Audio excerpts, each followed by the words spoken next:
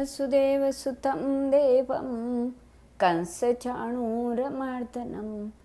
देवकी परमानंदं कृष्णं वन्दे जगद्गुरुं श्रीकृष्णं वन्दे जगद्गुरुं श्रीकृष्णं वन्दे जगद्गुरुं। भगवान विष्णु के स्वरूप का विवेचन, प्राण की श्रेष्ठता, जीवों के विभिन्न स्वभावों और कर्मों का कारण तथा भागवत धर्म। व्याध ने पूछा, ब्राह्मण, आपने पहले कहा था कि भगवान विष्णु की प्रीति के लिए कल्याणकारी भागवत धर्मों का और उनमें भी वैशाख मास में कर्तव्य रूप से बताए हुए नियमों का विशेष रूप से पालन करना चाहिए। वे भगवान विष्णु कैसे हैं, उनका क्या लक्षण है, उनकी सत्ता में क्या प्रमाण है तथा वे सर्वव्यापी भगवान किनके द्वारा जानने योग्य हैं। वैष्णव धर्म कैसे हैं और किसके कारण श्री हरि प्रसन्न होते हैं। महामते, मैं आपका किंकर हूँ, मुझे सब बतलाइए। व्याध के इस प्रकार कहने पर शंख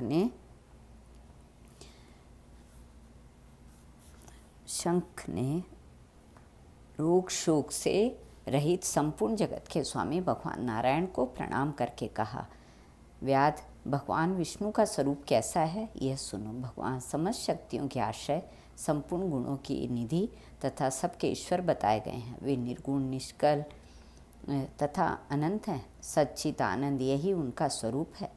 यह जो अखिल चराचर जगत है अपने अधीश्वर और आश्रय के साथ नियत रूप से जिसके वश में स्थित है, जिससे उसकी उत्पत्ति, पालन, संहार, पुनरावृत्ति तथा नियमन आदि होते हैं। प्रकाश, बंधन, मोक्ष और जीविका, इन सब की प्रवृत्ति जहाँ से होती है वे ही ब्रह्म नाम से प्रसिद्ध भगवान विष्णु हैं।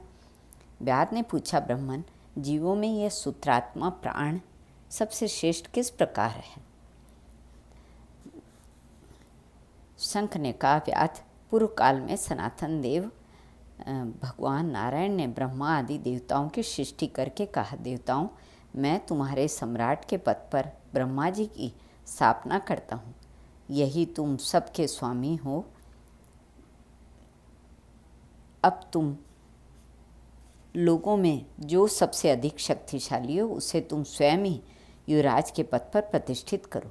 भगवान के इस प्रकार कहने पर इंद्र आदि सब देवता आपस में विवाद करते हुए कहने लगे, मैं युवराज होऊंगा, मैं होऊंगा। किसी ने सूर्य को श्रेष्ठ बताया, किसी ने इंद्र को, किसी ने दृष्टि में कामदेव तो श्रेष्ठ थे। कुछ लोग मौन ही खड़े थे, आपस में कोई निर्णय नहीं हो पा रहा था। यह सब देख वे भगवान नारायण के पास पूछने के लिए गए और प्रणाम करके हाथ जोड़कर बोले, महाविष्णु, हम सब ने अच्छी तरह विचार कर लिया, किंतु हम सब में श्रेष्ठ कौन है ये हम अभी तक किसी प्रकार निश्चय नहीं कर सके। अब आप ही निर्णय कीजिए। तब भगवान विष्णु ने हंसते हुए कहा, इस विराट ब्रह्मांड रूपी शरीर से जिसके निकल जाने पर यह गिर जाएगा और जिसके प्रवेश करने पर पुनः उठकर खड़ा हो जाएगा, वही देवता सबसे श्रेष्ठ है। भगवान के ऐसा कहने पर सब देवताओं ने कहा, अच्छा, ऐसा ही होगा। सभी देवता आपस में विचार करने लगे, हम लोगों में से जो भी इस शरीर में प्रवेश करके इस पूर्वत उठा देगा, जीवित कर देगा, वही युवराज होगा। ऐसी प्रतिज्ञा करके सब क्रमशः उस शरीर में प्रवेश करने लगे। जयंत ने पैरों में प्रवेश किया, किंतु वह शरीर नहीं उठा। प्रजापति दक्ष गुह इंद्रियों में प्रवेश किया, फिर भी शरीर नहीं उठा। इंद्र ने हाथ में, सूर्य ने नेत्रों में, दिशाओं ने कान में, वरुण ने जिह्वा में, अश्विनी कुमार ने नासिकाओं में, अग्नि वाक इंद्रियों में तथा रुद्र ने अंतःकरण में प्रवेश किया, किंतु वह शरीर नहीं उठा। सबके अंत में प्राण ने प्रवेश किया, तब वह शरीर उठकर खड़ा हो गया। तब देवताओं ने प्राण को ही सब देवताओं में श्रेष्ठ निश्चित किया। अतः समस्त चराचर जगत प्राणात्मक है। जगदीश्वर प्राण अपने पूर्ण एवं बलशाली अंशों द्वारा सर्वत्र परिपूर्ण है। प्राणहीन जगत का अस्तित्व नहीं है। प्राणहीन कोई भी वस्तु वृद्धि को नहीं प्राप्त होती। इस जगत में किसी भी प्राणहीन वस्तु की स्थिति नहीं है। इस कारण प्राण सब जीवों में श्रेष्ठ, सबका अंतरात्मा और सर्वाधिक बलशाली सिद्ध हुआ। शंख मुनि की कही हुई यह बात सुनकर व्याध ने पूछा, ब्राह्मण, यह प्राण जब इतना महान बल प्रभावशाली है तो इस संपूर्ण जगत का गुरु एवं ईश्वर है, सब लोकों में इसकी महिमा क्यों नहीं प्रसिद्ध हुई? शंख ने कहा, पहले की बात है, प्राण अश्वमेध यज्ञों द्वारा अनामय भगवान नारायण का यजन करने के लिए गंगा के तट पर प्रसन्नतापूर्वक गया। अनेक मुनियों के साथ उसने फलों के द्वारा पृथ्वी का शोधन किया। उस समय वहाँ समाधि में स्थित महात्मा कर्ण बाम्बी की मिट्टी में छिपे हुए बैठे थे। हल जोतने पर बाम्बी गिर जाने से वे बाहर निकल कर आए और क्रोधपूर्वक देखकर सामने खड़े हुए महाप्रभु को प्राण को शाप देते हुए बोले, देवेश्वर, आज से लेकर आपकी महिमा तीनों लोकों में, विशेषतः भूलोक में प्रसिद्ध न होगी। हाँ, आपके अवतार तीनों लोकों में विख्यात होंगे।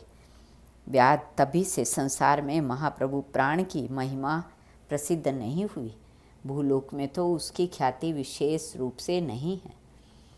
व्याध ने पूछा, महामते, भगवान विष्णु के रचे हुए करोड़ों एवं सहस्रों सनातन जीव नाना मार्ग पर चलने और भिन्न भिन्न कर्म करने वाले क्यों नहीं दिखाई देते? इन सब का एक सा स्वभाव क्यों नहीं है? यह सब विस्तार पूर्वक बतलाइए। शंख ने कहा, रजोगुण, तमोगुण और सत्वगुण भेद से 3 प्रकार के जीव समुदाय होते हैं। उनमें राजस स्वभाव वाले जीव राजस कर्म, तमोगुण वाले तामस कर्म तथा सात्विक स्वभाव वाले जीव सात्विक कर्म करते हैं। कभी कभी संसार में इन गुणों में विषमता भी होती है।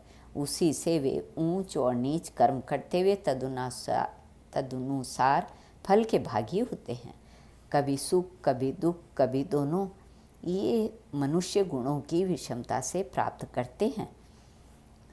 जो सात्विक स्वभाव को मनुष्य हैं, वे धर्मशील, दयालु, श्रद्धालु, दूसरों के दोष न देखने वाले तथा सात्विक वृत्ति से जीवन निर्वाह करने वाले होते हैं। इसलिए भिन्न भिन्न कर्म करने वाले जीवों के एक दूसरे से पृथक अनेक प्रकार के भाव हैं। उनके गुण और कर्म के अनुसार महाप्रभु विष्णु अपने स्वरूप की प्राप्ति कराने के लिए उनसे कर्मों का अनुष्ठान करवाते हैं। भगवान विष्णु पूर्ण काम हैं, पूर्ण काम हैं।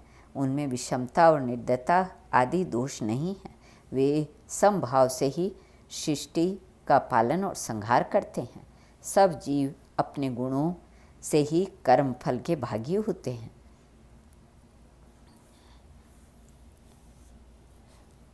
व्याध ने पूछा, मुने, भागवत धर्म में कौन कौन से हैं और किनके द्वारा भगवान विष्णु प्रसन्न होते हैं?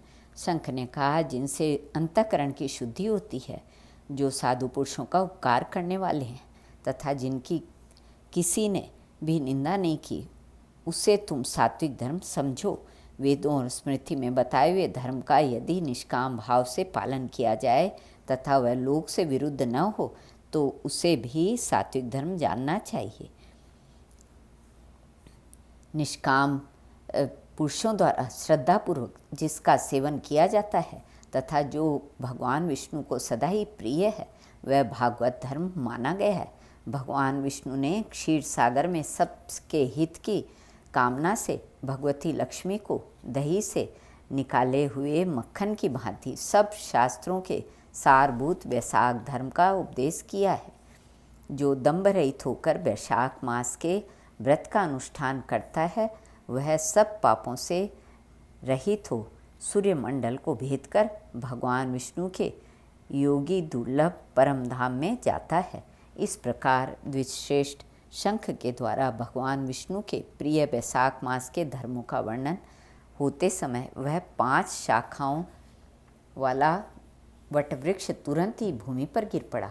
उसके खोखले में एक विकराल अजगर रहता था। वह भी पाप योनिमय शरीर को त्याग कर तत्काल दिव्य स्वरूप को मस्तक झुकाए शंख के समान सामने हाथ जोड़कर खड़ा हो गया।